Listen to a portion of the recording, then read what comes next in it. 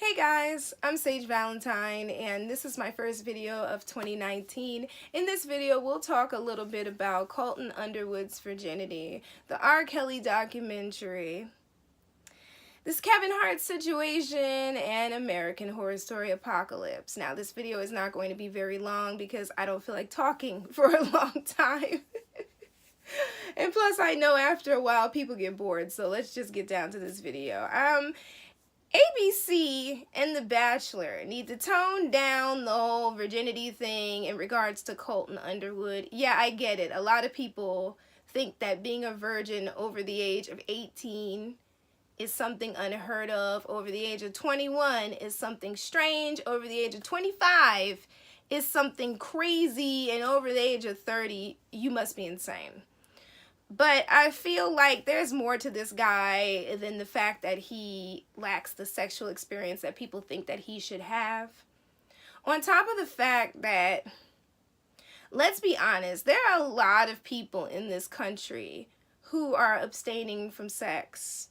There are a lot of people in this country who do not disclose whether or not they've had sex because of the shaming that happens. And if you don't believe me, go on Twitter and look up those tweets. Some of those tweets seem like people are projecting their issues about their lives onto this dude who seems pretty comfortable in who he is. Because if he wasn't, he wouldn't be on national TV telling everybody, hey, I'm a virgin, I'm a virgin. He wouldn't be doing that. There's one girl in particular who I called Confetti Cake. She basically called herself Confetti Cake. If you watch the premiere, you know what I'm talking about, but if not, then I'll just briefly tell you about this girl. She basically said, in response to Colton being a virgin, that she feels that people should sample all the cakes in the bakery so that they can know if they like chocolate cake or vanilla cake or strawberry cake or something to that effect. And she labeled herself Confetti Cake. Somebody online thought she was saying Confederate cake. Or maybe they were throwing shade at her. Either way, she called herself Confetti Cake. Now, I don't know if I would call myself Confetti Cake because Confetti Cake is a cake that can be found just about anywhere in the dollar store. And it is not of high quality. Whereas if she was really like thinking before she made that comment, she would have called herself Royal Icing because royal icing is very expensive icing for cake, so she'd call herself a royal icing cake. Personally, I'd say I was a royal icing cake. I would not say I was a confetti cake at all. But the virginity thing became annoying, regardless of where you sit on this debate, what side. It became annoying because they just would not shut up about it, like the virgin bachelor, and it kept making like these virgin puns and virgin things. It's like, you know, kids are watching this. Young boys and young girls, and they're going to hear this, they're going to internalize this, and then they're going to be in a mad rush, a mad dash to go and have sex so they don't have that stigma on top of them. It's very problematic. And honestly, as I said before, there are a lot of people in this world who are virgins. They just don't talk about it because of the stigma and because of the shame, when really people need to just mind their P's and Q's, and if somebody comes out and they tell you that that is who they are, respect them for that and keep it moving. Stop reflecting your feelings onto what another person chooses to do or not to do. Now let's talk about that Surviving R. Kelly documentary that I saw, and I watched all 6 parts. R. Kelly is a piece of work, but he's always been a piece of work. There have always been rumors circulating about the things that he allegedly did. But the biggest thing that really made people side-eye him had to do with the situation with Aaliyah. Because at first, nobody knew he was even married to Aaliyah until later on. But people had questions about her relationship with R. Kelly. And now that she has passed on, a lot of stuff is coming to light. And it's making a lot of people uncomfortable. And I feel like that Lifetime documentary that Wendy Williams did not too long ago portrayed Aaliyah as being rather slutty, when in theory, I don't think she was.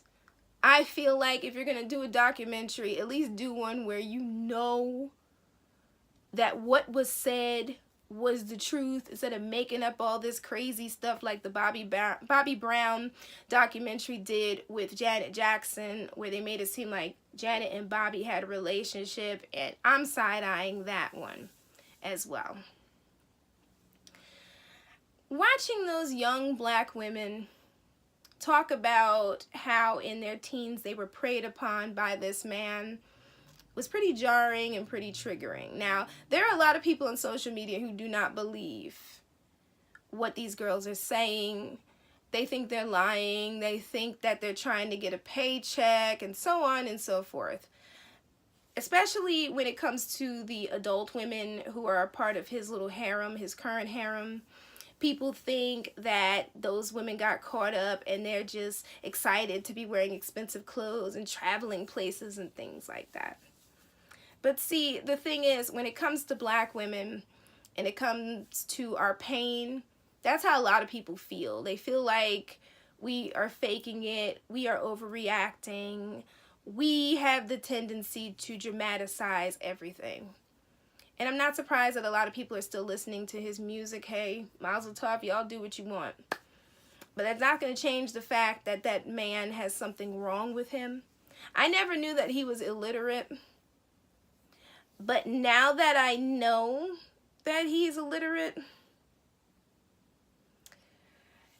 it changed the way I look at him even more than this whole alleged sex harem and these alleged encounters with young women under the age of 18.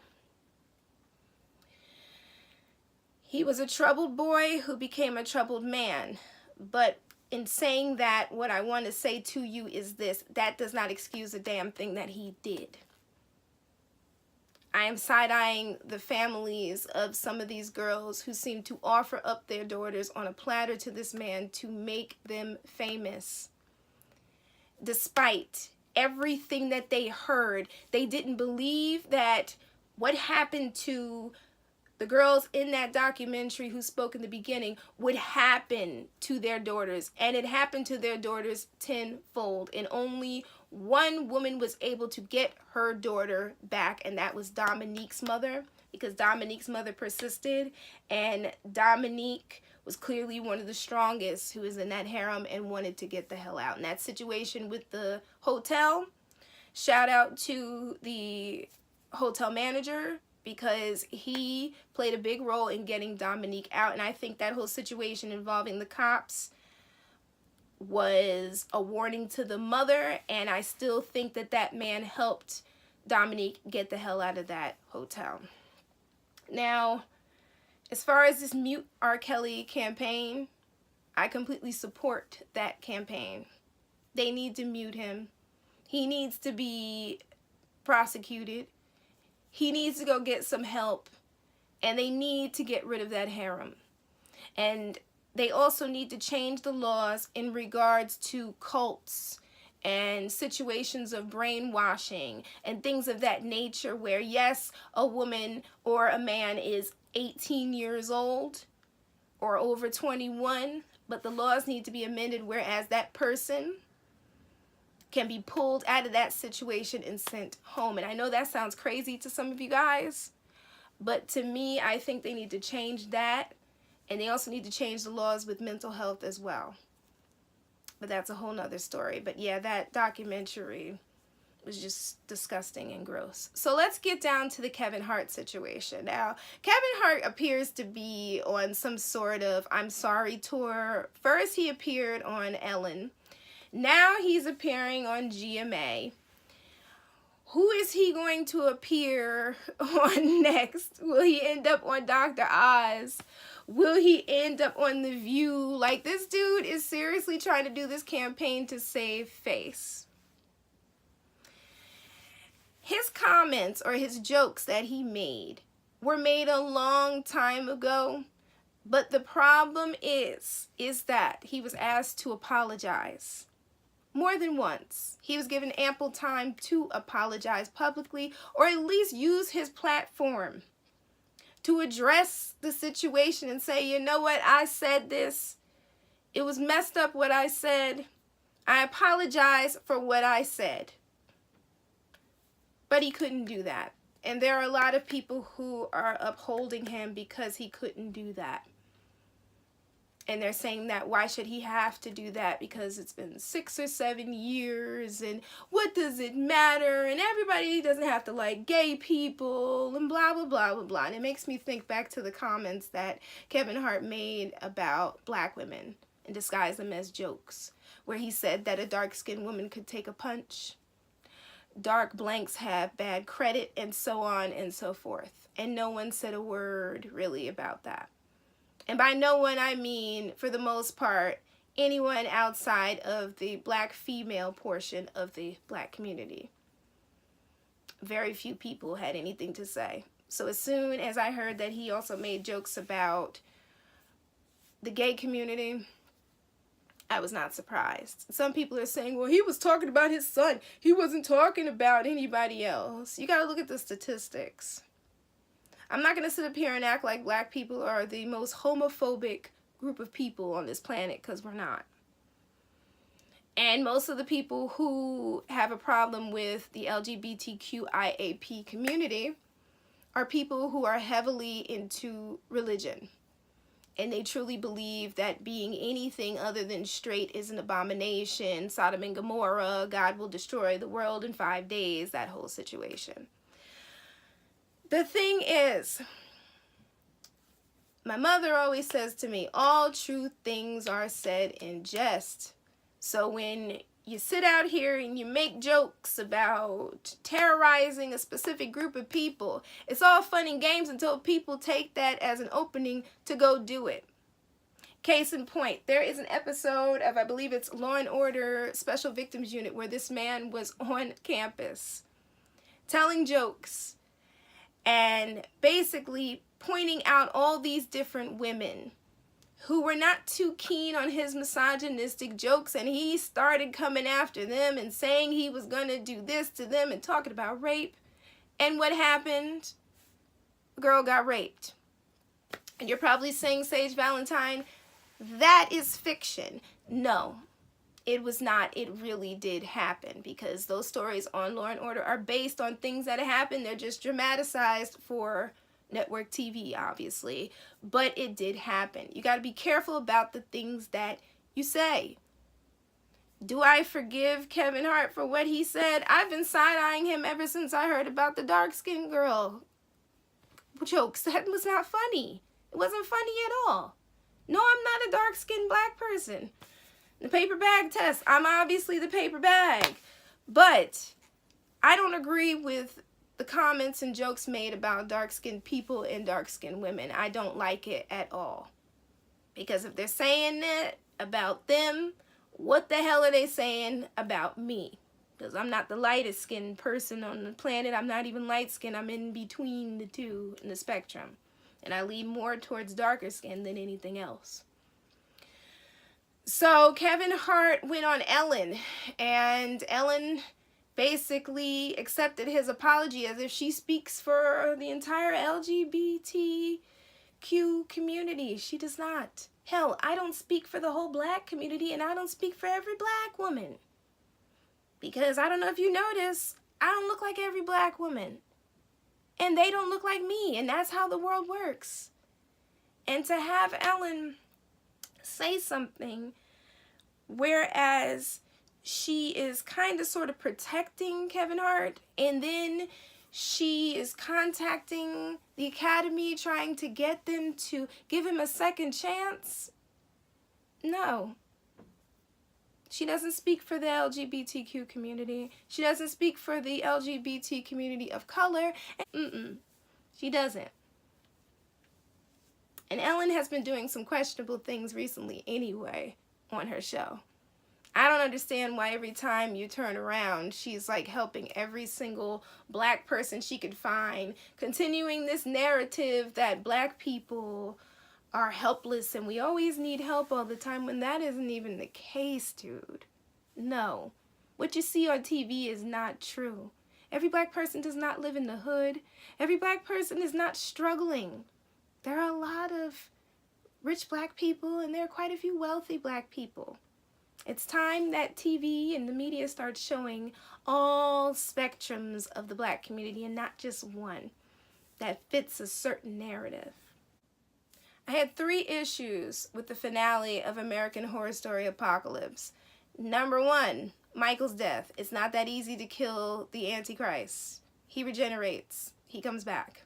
So the idea of running that character over with a car made absolutely no sense. And some people have tried to make a method to the madness, so to speak, but it made no sense because he was born knowing who he was, and that was shown in the finale of Murder House when Constance comes to see him and he's got blood all on his little hands.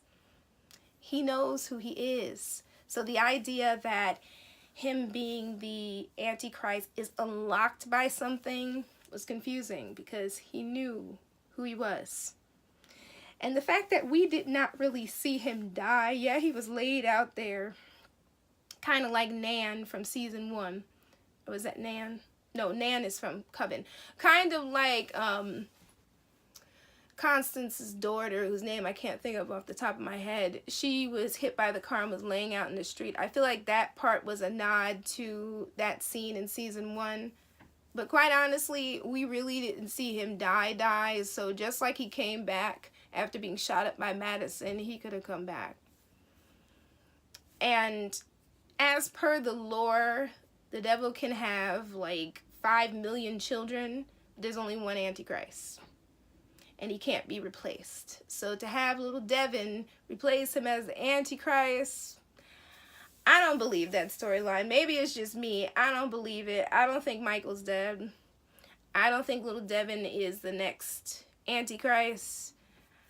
I hope by the time the writers decide that they want to bring back this storyline, that they refer back to what happened in Coven and in Murder House and stick to it, because a lot of people were seeing a lot of plot holes within that. Another and the final thing that I had a problem with in regards to the finale had to do with Marie Laveau. They brought Marie Laveau back just to kill her off 2 seconds later. She puts up a barrier to block him, and it blocks him for 2 seconds, and he reaches through the barrier and he rips out her heart. Now I'm trying to figure out how, if Michael couldn't take down the barrier at Robichaux, and he needed Dinah Stevens' help. Yes, she was the voodoo queen after Marie Laveau died, but still, he needed her help for that. So you explain to me how he was able to take that down.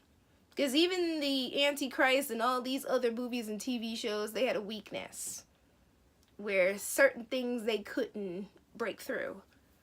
And to see him break through that barrier, I was just like, you cannot be serious. And then to have him talking as he's holding her heart and she's in pain, I'm like, does Marie Laveau have to die in pain again? Seriously? It was good seeing Angela Bassett, don't get me wrong. A lot of people excused what happened in that storyline because she's on 911, and I absolutely love 911. But that didn't change how I felt about Marie Laveau and what happened to her character. This is like the second time that she died violently in this series.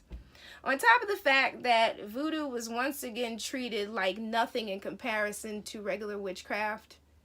A lot of people don't know much about voodoo. And I feel like Hollywood has this thing where they like to make voodoo evil when that religion is not evil. And I wish that people would do more research when it comes to these religions. I'm not saying they can cover everything, but they really got to get rid of this evil voodoo thing. On top of the fact of making all the black witches, for the most part, voodoo, and then making them all evil is really, really problematic. But I am a fan of Ryan Murphy's television shows. I am a huge fan of American Horror Story, but I do call a spade a spade. Well, that's about it, guys. Let me know what you thought about each of these topics by leaving me some comments. I will be back to do another video pretty soon. I'm looking forward to the premiere of Big Brother Celebrity season 2 that's coming soon. I'm waiting patiently for the announcement of the cast, because there's rumors going around, and one of the biggest rumors is that Tiffany Pollard, aka New York, the HBIC, is supposed to be a part of the cast, but I'm not believing anything until I see it, so I'm waiting for that. Also, I'm waiting for the Walking Dead mid-season premiere to pop up, so I'll see you guys then, and until both of those shows premiere, you'll see more videos, and you'll see me again. I love you guys. Take care, and have an awesome week. Bye, guys. Love you all. Bye.